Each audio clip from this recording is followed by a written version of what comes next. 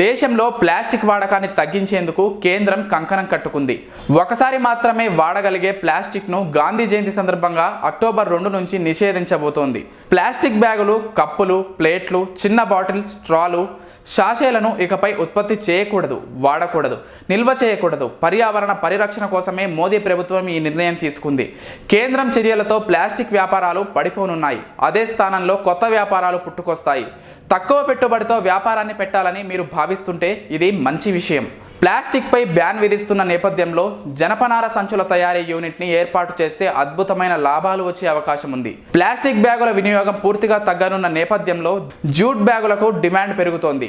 ఈ నేపథ్యంలో jute bag తయారీ యూనిట్ స్థాపిస్తే లాభదాయకంగా ఉంటుంది. టెక్స్టైల్స్ మినిస్ట్రీ పరిధిలోని హ్యాండీక్రాఫ్ట్ డివిజన్ ప్రకారం జూట్ బ్యాగ్ తయారీ యూనిట్ ఏర్పాటుకు 5 కుట్టు మిషన్లు అవసరమవుతాయి. వీటికి దాదాపు 90,000 ఖర్చు అవుతుంది.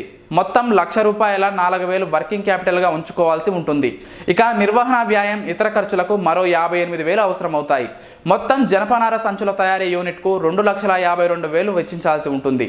ఇందులో 65% ముద్రా లోన్, మరో 25% NCFD ద్వారా మీకు లభిస్తుంది. ఇక మీరు 25,000 సమకూర్చుకుంటే సరిపోతుంది. మేము చేసే వీడియోస్ మీ మొబైల్ కి నోటిఫికేషన్ గా రావాలంటే మా ఛానల్ ని సబ్స్క్రైబ్ చేసుకుని పక్కనే ఉన్న బెల్ ఐకాన్ ని యాక్టివేట్ చేసుకోండి.